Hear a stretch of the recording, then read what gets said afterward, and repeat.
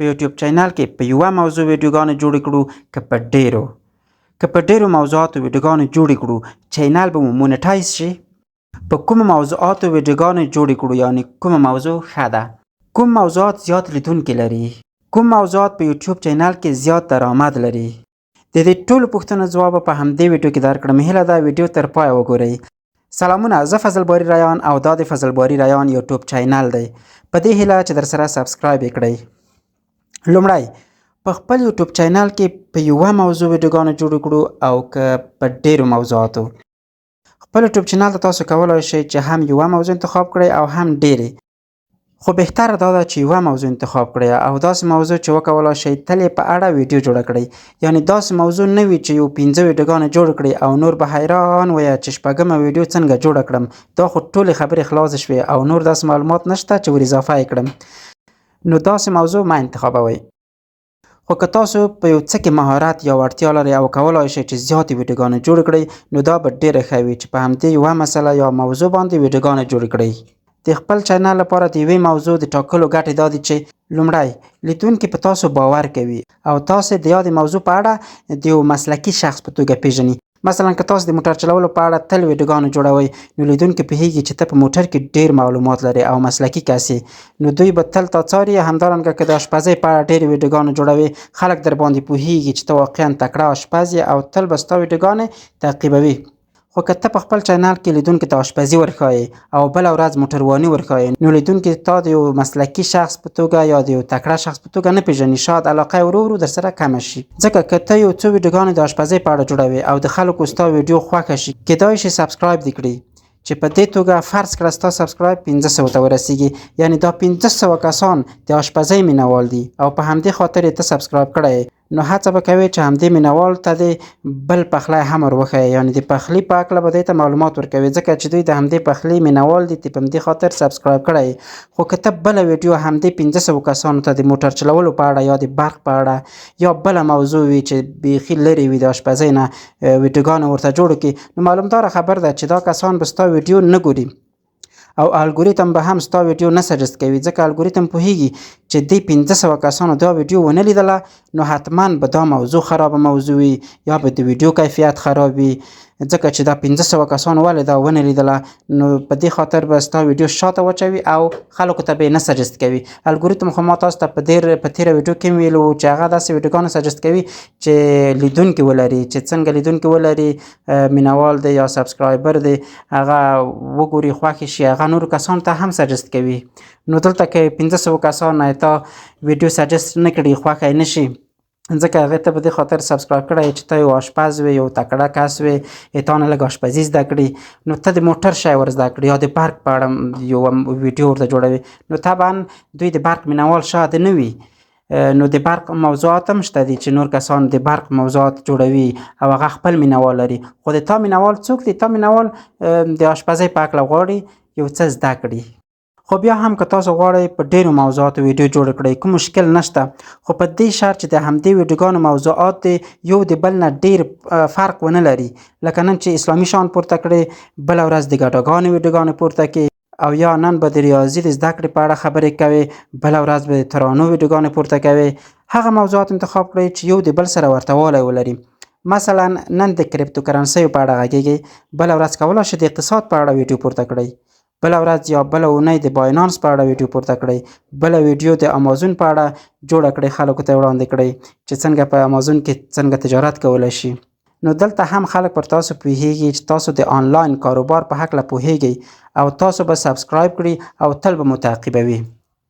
که خلاصه یې درته ووایم که هغو کسانو چې ته یې د اشپزۍ په خاطر سبسکرایب کړی هغه ستا د کریپټو کرنسیو ویډیو نه ګوري، که خلکو ته د آنلاین کاروبار موضوعاتو په اړه سبسکرایب کړی هغه ستا د سندرو ویډیوګانې نه ګوري. اوس پوه شوې که نه؟ بس په دې هیله چې پوه شوي به وئ. دویمه پوښتنه دا وه چې که په ډیرو موضوعاتو ویډیوګانې جوړې کړو یوټیوب چینل به مو مونټایز شي او که نه؟ بالکل مونټایز کیږي، هیڅ ستونزه نشته. ما مخکې هم تاسو ته وویل که مو موضوعات یو د بل نه ډیر لرې وي یعنې ډیر توپیر سره ولري کیدای شي یوټیوب مو ژر پرمختګ ونه کړي مګر مونټایز کیدای شي ځکه یوټیوب هیڅ داسې قانون نه دی رامنځته کړی چې ډیرې موضوعات والا یوټیوب نه مونټایز کوي نو بنا مونټایز کیږي. هڅه وکړئ موضوعات مو یو د بل سره ډیر توپیر ونه لري. بله پوښتنه دا وه چې په کومو موضوعاتو ویډیو جوړې کړو، یعنی کوم ښه موضوعات دي، بیا خصوصا په افغانستان کې. دوستانو د موضوع ټاکل ستا په پیاوړتیا او پوهه تعلق لري. که په تاسو کې یو شخص نجار وي، کولی شي هغه روزمره کارونه چې تاسو یې کوئ، مثلا کړکۍ جوړوئ، دروازې جوړوئ او نور شیان جوړوئ، هغه ټول په ویډیو کې ثبت کړئ او اپلوډ یې کړئ. هم به مو خلکو ته دروازې جوړې کړې وي او هم به مو خپل چینل ته ویډیو جوړه کړې وي او پیسې به ترې ګټئ. همدارنګه یو فلزکار هم له دې تخنیک څخه کار اخیستی شي. که په تاسو کې څوک په آنلاین کاروبار ښه پوهیږي، کولی شي په اړه یې ویډیوګانې جوړې کړي چې نور غریب کسان هم یو څه ترې زده کړي. ستاسو لپاره به هم خرما شي او هم ثواب. همدارنګه که تاسو په انګلیسي کې تکړه یا نور خلکو ته یې هم د یوټیوب له لارې ور زده کړئ، همداراز یو دیني عالم هم ورته کار کولی شي. حتی که تاسو یوه میرمن یاست، کولی شئ د خپلو کوچنیو ماشومانو ویډیوګانې پورته کړئ. خو اوس دلته پوښتنه دا هم ده چې په افغانستان کې کوم موضوعات ښه دي. په افغانستان کې د اوسني وضعیت په اړه راپور جوړول هم یوه ښه موضوع ده. د آنلاین کاروبار په اړه ویډیوګانې جوړول هم ښه دي.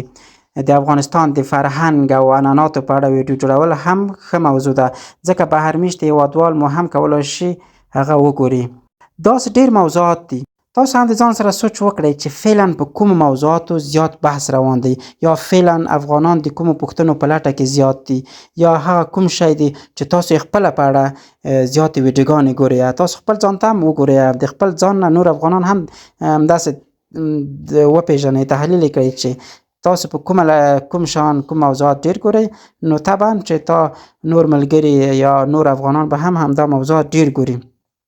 کله مو چې دا سوچ او فکر وکړو چې فعلا د افغانستان د فعلي شرایطو سره هغه کوم موضوعات دي چې زیات لیدونکي به ولري، نو بیا یې د همغه موضوع په اړه تاسو هم یوه ویډیو جوړه کړئ. خو هو، دلته یوه بله خبره هم شته. داسې یوه موضوع مه انتخابوئ چې په هغه کې رقابت زیات وي. داسې موضوع یا عنوان انتخاب کړئ چې په اړه یې زیاتې ویډیوګانې نه وي جوړې شوې. که یو متفاوت او با کیفیته موضوعات انتخاب کړئ، ډېر به ښه وي. بله پوښتنه دا وه چې کوم کانټنټ یا موضوعات زیات لیدونکي لري. دا خو دوستانو ټولو ته بهتره معلومه ده چې د ټولې نړۍ خلک، حتی تاسو، د داسې ویډیوګانو زیات مینوال یې چې تاسو وخندوي، تاسو خوشحاله کړي او ستاسو طبیعت سم کړي. نو بنان کمیډي ویډیوګانې زیات لیدونکي لري، مسخرې ویډیوګانې. وروستۍ پوښتنه دا وه چې کوم موضوعات زیات درآمد لري، زیاتې پیسې ترېنه ګټلی شو. دوستانو که تر دې دمه ویډیو خوښه شوې وي نو یو لایک ورکړئ. لایک مو هېر نه شي، دا به تاسو یو حمایت وي د ما دپاره. وروستۍ پوښتنه دا وه چې کوم موضوعات زیات درآمد لري یا په کومو ویډیوګانو زیاتې پیسې ګټلی شو. په ټولو کې هغه موضوعات زیاتې پیسې ګټي چې هغه موضوع د پیسو ګټلو په اړه وي، یا د تجارت په اړه وي، یا هغه موضوع چې سوشل میډیا خلکو ته ور زده کوي. لکه زه چې دا اوس تاسو ته د یوټیوب زده کړه در ښیم، نو دا هم ښه موضوع ده، ښه درآمد لري. بله موضوع چې زیات درآمد لري د اقتصاد اړوند موضوعګانې دي. بل تدریسي موضوعګانې هم زیات درآمد لري. ایجوکیشنل، هلته په کټګورۍ کې تاسو هم انتخابولی شئ چې تاسو ویډیو څه په اړه ده. ایجوکیشنل ده. په کټګورۍ کې چې د هر څه په اړه وه، د اقتصاد په اړه وه، د بل څه په اړه وه، کولی شئ هلته انتخاب کړئ. نو دغه موضوعات لږ درآمد یې زیات دی. د فوټوګرافي په اړه یا د فلمو جوړولو په اړه هم ښه موضوعات دي د پیسو ګټلو لپاره، یعنې دا هم ښه درآمد کولی شي چې ولري. او د آشپزي، فیشن، سرګرمي، موټر، دا هغه موضوعات دي چې درآمد یې زیات نه دی. یعنې په هرو 1000 لیدونکو کې کیدای شي د هغه لومړیو موضوعاتو په پرتله کم عاید ولري. که کومه پوښتنه درته پیدا شوې وي یا کوم پیشنهاد لرئ نو کومنټ کې یې ولیکئ. که غواړئ زما نور معلومات له لاسه ورنه کړئ چې طبعا د ما نور معلومات به هم ګټور وي، نو هیله درنه کوم د ما یوټیوب چینل در سره سبسکرایب کړئ تر څو هغه تاسو ته مخې ته راشي. تاسو به لومړني کسان یئ چې کله زه بله نوې ویډیو جوړوم، هغه به تاسو ته یا د نوټیفیکیشن له لارې درشي یا به د یوټیوب مخې ته درشي. نور تاسو په بښونکي الله سپارم. ښه وخت.